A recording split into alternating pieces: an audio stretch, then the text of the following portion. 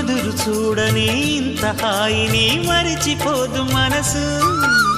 ఒదిగి ఉండి నీ వాకిటిలో బదులు కోరి నే నిలుచున్నా.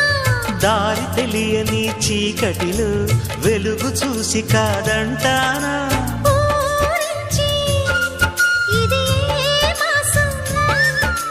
ప్రేమించే ప్రతి గుండెను అందెల సందడి చేసే హేమంతం ఇది. మన సొంతం అయినది.